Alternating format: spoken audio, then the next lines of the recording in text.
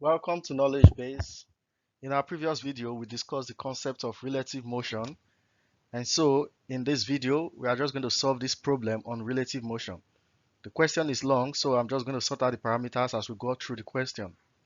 So sorting out the parameters, we're told that a bus is traveling along a straight line with a velocity of 100 km per hour. So V bus, which is velocity of bus, equals to 100 km per hour.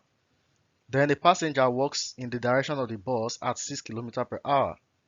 V passenger is equals to 6 km per hour. Now we are told to find the speed of the passenger relative to the road. That is I, speed of passenger relative to the road. So, relative to the road, the bus is driving at 100 km per hour. So, if someone was standing on the road, the person would be seeing the bus driving at 100 km per hour. So the speed of the passenger in the bus will also be 100 km per hour because the passenger is sitting in the bus. So the person will first of all be seeing the passenger to be moving at 100 km per hour because that is the speed of the bus. However, if the passenger now walks in the direction of the bus at 6 km per hour, it is as if the passenger speed has increased by 6 because originally the person standing on the road sees the passenger to be moving at 100, which is the same speed as the bus, and the passenger further moves within the bus at 6. So the speed of the passenger relative to the road becomes 100 plus 6, and that is 106 km per hour.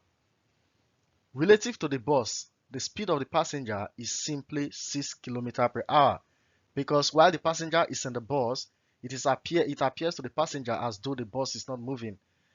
That is the scenario of the passenger probably looking at the floor of the bus. It appears as if the bus is not moving. So that is because the passenger and the bus are at the same speed.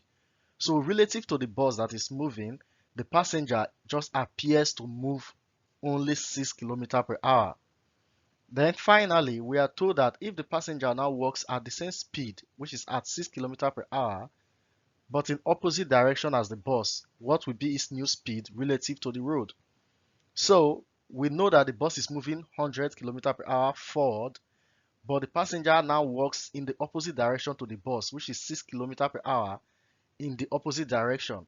It simply means that the speed of the person relative to the road or relative to whoever is standing on the road looking at the bus, it appears as though the person is moving at the speed of the bus, which is constant 100, but now moving 6 km in opposite direction to the bus simply means the speed of the passenger will be subtracted from that of the bus, and the relative speed of the passenger with respect to the road while moving in opposite direction becomes 94 km per hour.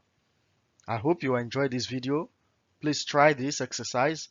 Just give an example or describe a scenario of relative motion and put the answer in the comment section. Thank you very much for watching and see you in our next video. Bye.